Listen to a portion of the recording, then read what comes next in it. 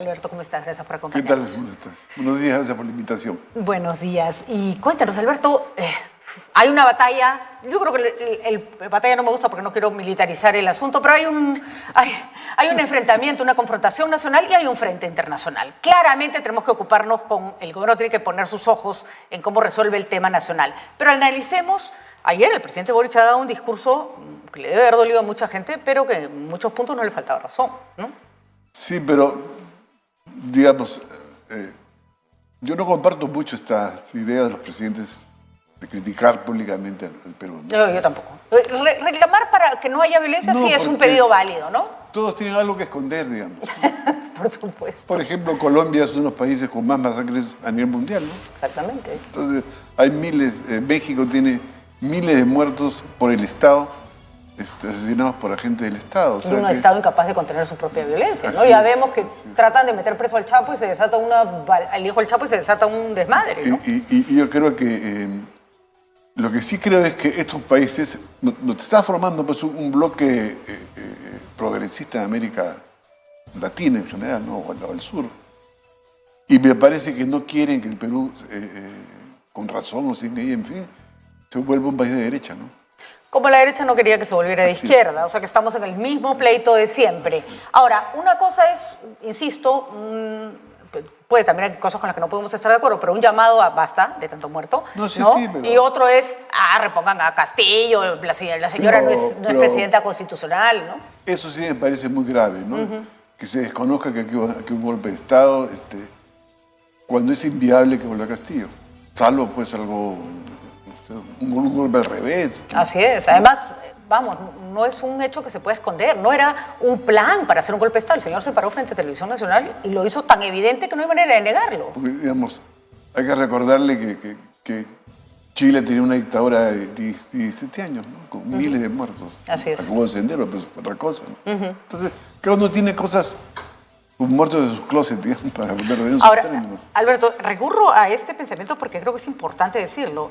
Tú eres una persona de izquierda y sin embargo Sí, no claro. tienes ningún problema en decir así no, ¿no es Así. cierto? Así no, así como hay que decirle a los gobiernos de derecha, así tampoco, Así es. ¿no?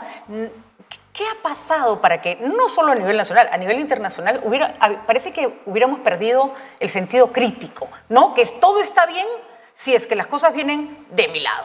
A mí me parece inaceptable que gente de derecha haya justificado la entrada al Congreso de la gente de Bolsonaro, por ejemplo, ¿no? Bueno, pero a esto que tienes que sumarle, que tienes una ultraderecha realmente enloquecida o demencial.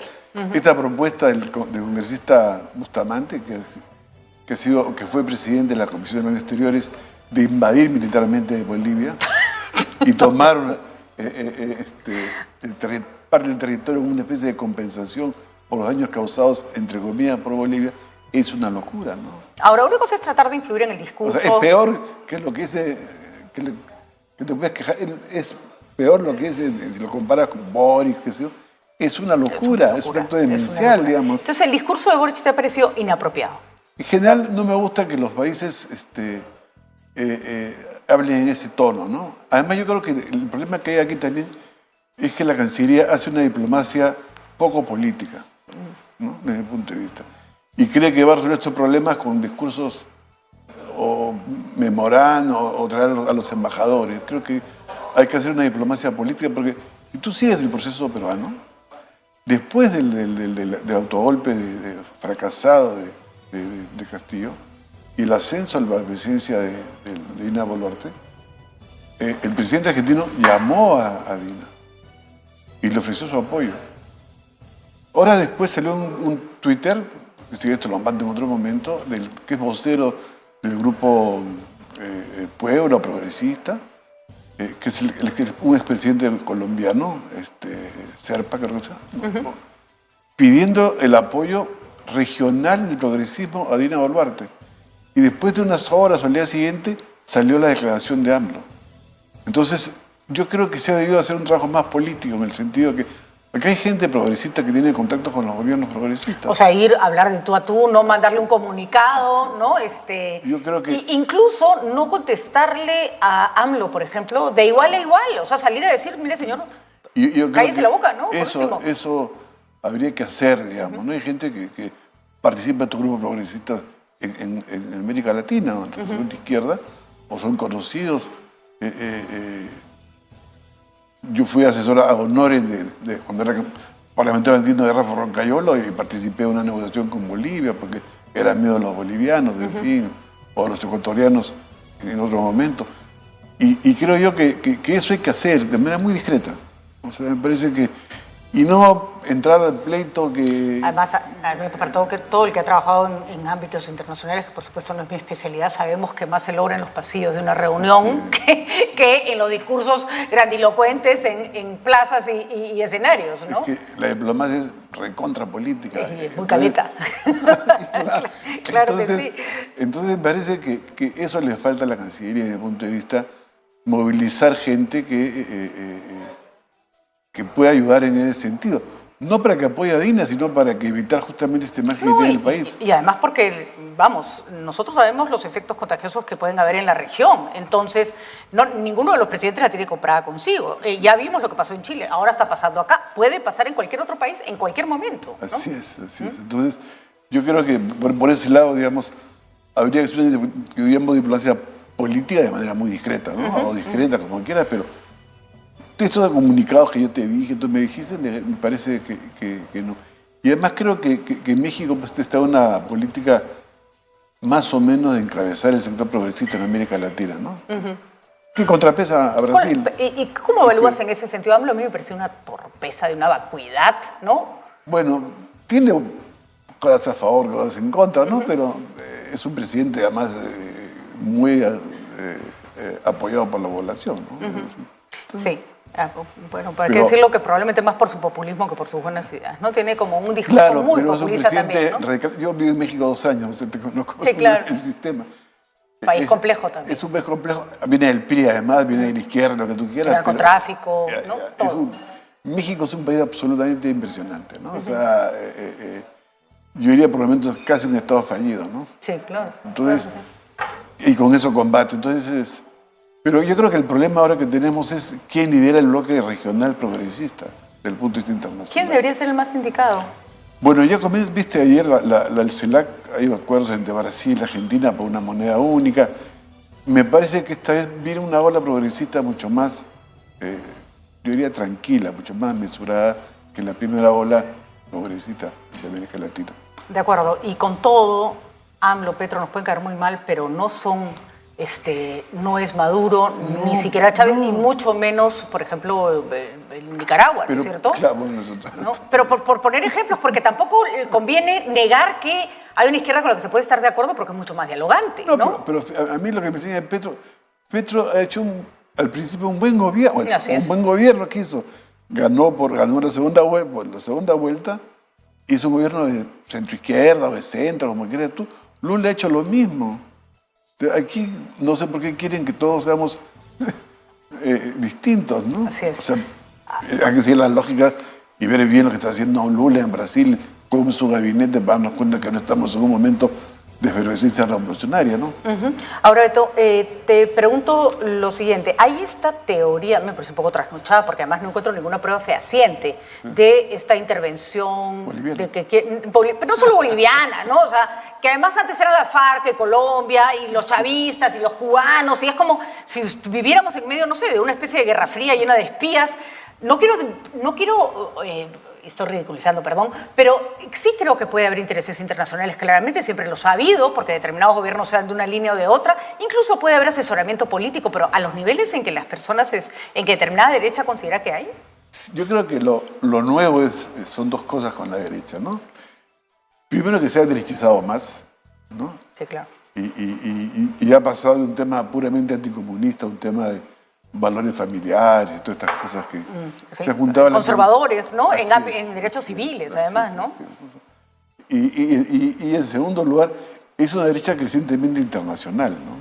O sea, así como tú puedes tener grupos Puebla o grupos progresistas o el Foro de Sao Paulo, ellos están pidiendo sus propios grupos afuera. Por ejemplo, este Instituto de Democracia Interamericana en Miami, que está manejado por los republicanos, donde fue Lourdes Flores, así que hay fraude y todo lo demás, de parte de la campaña. es parte, o la gente de Vox que crea una internacional de ultraderecha, es lo nuevo, ¿no? O sea, y Eso era además, más una estrategia de la izquierda, ¿no es cierto? bueno, es también lo que hacemos la gente izquierda, creamos nuestros propios referentes afuera, ¿no? Nuestros conocidos, aliados. Y la derecha, y también eso pasa en el ámbito religioso, ¿no? Los evangélicos somos una fuerza importante, casi todos son de derecha, que también están unidos internacionalmente. Pero yo veo que se está repolitizando de otra manera todo lo que son las relaciones internacionales, ¿no? Entonces, la derecha es activa, pero además es muy de derecha, es muy ultraderecha, digamos, ¿no? Entonces, lo que han querido hacer ahora, por ejemplo, en la CELAC, de meterle juicio a Maduro, de meterle juicio al presidente cubano, qué sé yo, son estrategias internacionales, ¿no? Entonces, y hay un personaje de Bannon, que es norteamericano, que fue un aliado de Trump, que es uno que organiza todas estas cosas afuera, ¿no? Entonces, sí me parece que la derecha se está moviendo más y tiene el mismo discurso, ¿te das cuenta? Tú escuchas a González, el que fue canciller aprista, González Posada, a Gers el otro día, ese mismo guión. Los bolivianos están transportando dinamita, el poncho rojo, que me parece francamente una locura, ¿no? Me parece que... A mí no me parece tan grave las acusaciones que tendrían que venir sustentadas, ¿no es cierto? No las puedes soltar así alegremente. Hay una cosa que me parece que está generando mucho daño. Por además, ejemplo, lo ha hecho Dina Boluarte directamente ayer, ¿no? Pero además Dina Boluarte también ha dicho que las balas que han matado a las personas... La bala Dundún, y yo decía, oye, los manifestantes no se disparan entre ellos, ¿no? O sea, uno. Y dos, ya hay algunas necropsias que indican claramente que las balas son de la policía. No puede mentirse así. Y los ponchos rojos, me parece francamente un error de la presidenta decir esas cosas, porque estaba hablando en la práctica lo que pide Bustamante, que es la invasión a Bolivia. Entonces, se toman bien a pensar. Entonces, ¿quién es más agresivo? ¿El que dice, oye, no mates a tanta gente? ¿O que tú dices, no, me estás metiendo a balas con los ponchos rojos, con balas de un... Me parece que está equivocada la presidenta, totalmente equivocada. Y mal asesorada desde el punto de vista diplomático.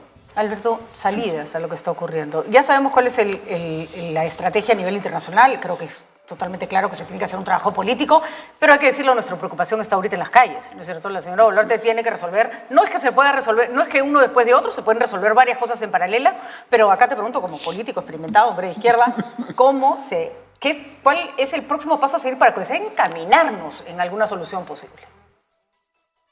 Fíjate, yo creo que tiene que haber dos cosas que me parecen importantes, ¿ya?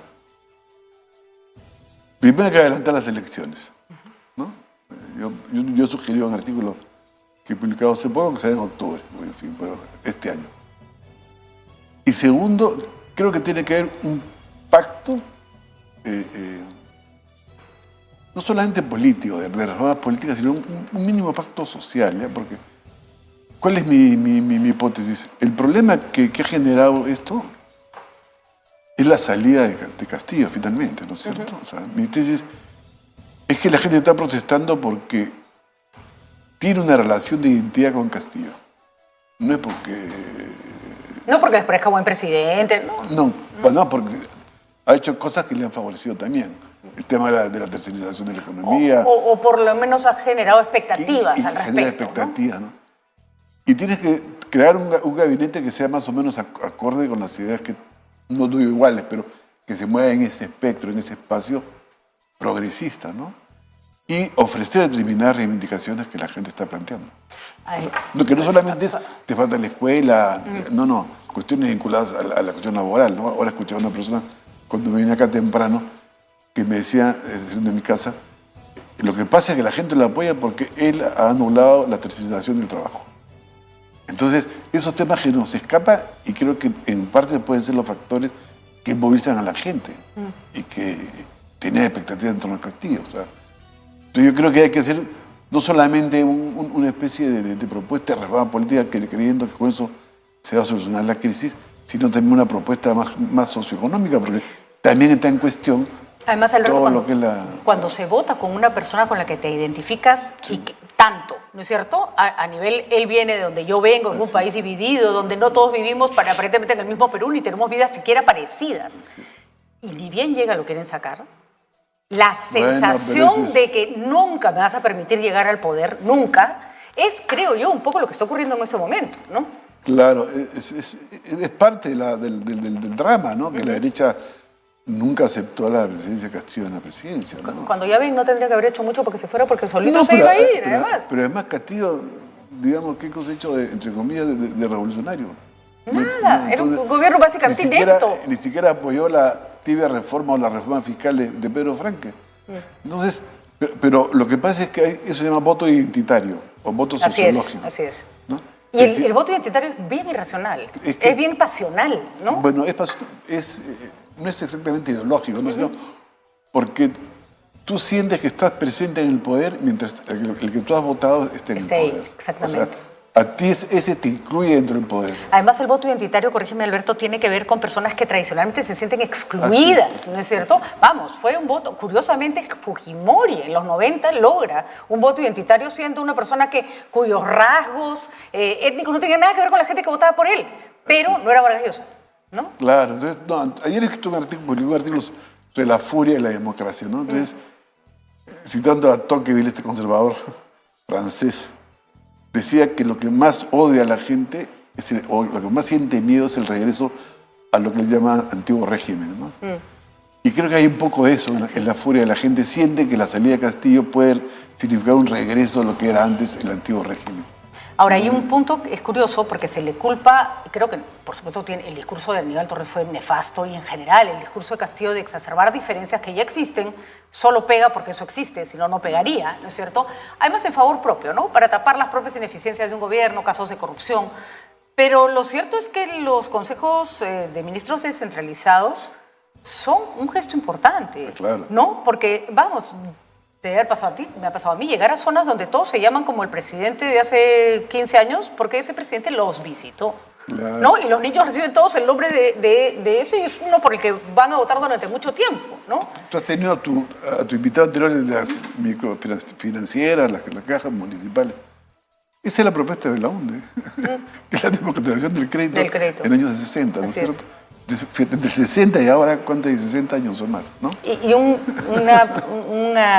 Consejo de Ministros descentralizado, que por supuesto se tendría que haber usado mejor, es un sentarte frente a frente con gente que no se le ha mirado de frente. Claro, pero además, fíjate, yo creo que la descentralización, hay un aforismo chino, ¿no? Que es caminar con los dos pies, ¿ya? ¿Por qué? Porque yo creo que tiene que ser, en mi opinión, promovida y apoyada también desde el centro.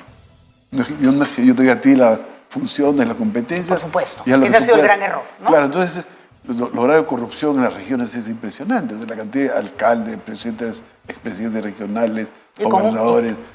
Y con un dejar pasar de parte del gobierno central inaceptable, además, ¿no? En una región ha ganado una persona que tenía arresto domiciliario, que te plantea otro tema que desde mi punto de vista se llama la cultura mafiosa. Tú convives con las mafias, entonces... Y por lo tanto puedes votar por alguien que sea un mafioso. Entonces, eso también está estudiado. Pero yo sí creo que tienes que hacer asumir que estás frente a un proceso que efectivamente requiere una tregua, una tranquilidad, pero un acuerdo que no solamente sea de reformas políticas, ¿no? Que son necesarias y urgentes, sino también, y por eso me parece bien lo de la Asamblea Constituyente, más allá que salga lo que salga, porque te permite pensar otro tipo de sociedad que la gente hoy día rechaza. Y lo está demostrando en las calles. Por ahí va mi reflexión. De acuerdo. Además, si se quieren sacar a la presidenta de turno, cerrar el Congreso y cambiar la Constitución, claramente quieren cambiar un sistema político en el que no se han sentido incluidos por años, ¿no? Claro, por siglos, ¿no? Claro, es todo lo que representa el sistema político, hay que volárselo, ¿no? Claro, pero justamente, ahora si tú ves las reacciones en las redes de la gente derecha, es impresionante. O sea, no, porque claro, en la medida en que ni siquiera quieres discutir un cambio de constitución, es que quieres... Ratifica lo que la gente siente. Con la exclusión, o sea... Ay, qué difícil, Alberto, porque de un lado tienes un discurso enloquecido en muchos casos, ¿no? De parte de los radicales de izquierda, que se ve correspondido por otro discurso enloquecido que lo alimenta. Yo no sé cómo vamos a salir de esta espiral en el que nos hemos metido. Es que fíjate, hay que mirar las cosas también desde lejos y pensar que las cosas demoran en resolverse desde mi punto de vista, porque también hay una desesperación por solucionar cosas que no se pueden solucionar en corto plazo, o sea, requiere... Ahora, parar la violencia, desatorar carreteras, permitir que las industrias que los negocios empiecen a moverse, son como imperativos, ¿no? Por ejemplo, el ejemplo típico, ¿no? No hay partidos, pero creemos que las reglas van a crear los partidos, no es cierto. No. O sea, los partidos son procesos históricos, sociales, que van creándose a lo largo del tiempo. El APRA es el mejor ejemplo de un partido que se crea históricamente y que fue fundamental en el siglo pasado. Entonces, yo digo, hay que darle el tiempo a las cosas, pero eso requiere una especie de élite que sea justamente muy, como dirían los mexicanos, muy abusada, muy viva, muy activa en la relación con las cosas políticas y económicas, hacer un seguimiento permanente. Entonces, y me parece que aquí no hay esa idea pues, de las cosas. Entonces, las cosas son ahorita para mañana y no, pues hay cosas que no son para mañana. No, pues no hay cosas que no son. Para pasar mañana o de acá a un mes, no sé. Pero entonces, por ahí va más mi reflexión. O sea, entonces, elecciones inmediatas, asamblea constituyente, pero sobre todo un pacto que tenga cosas mínimas, ¿ya? Mínimo. Exactamente. Mínimo, como digo, que pongámonos de acuerdo en 4 cosas, ¿no? Claro, mínimo. Tú no puedes tener un congreso que comience con 6 bancadas y acabe con 13.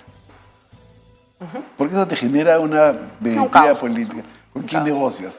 Mucha, que tienes que concederle a todo el mundo algo.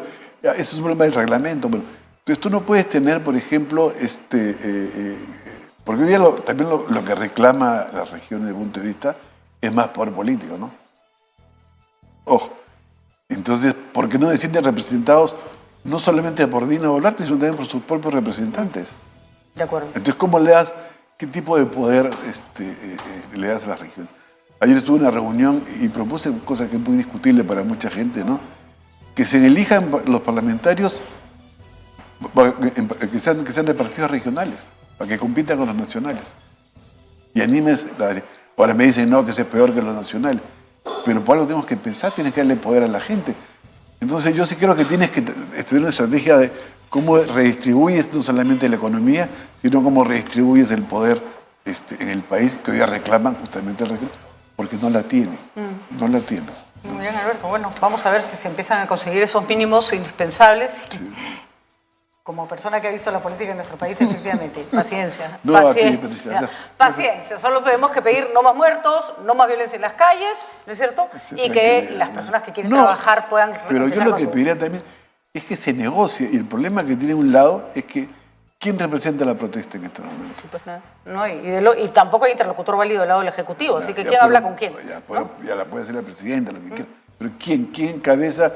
¿Quién dice, oiga, yo propongo esto y esto y esto? Claro, entonces negociamos.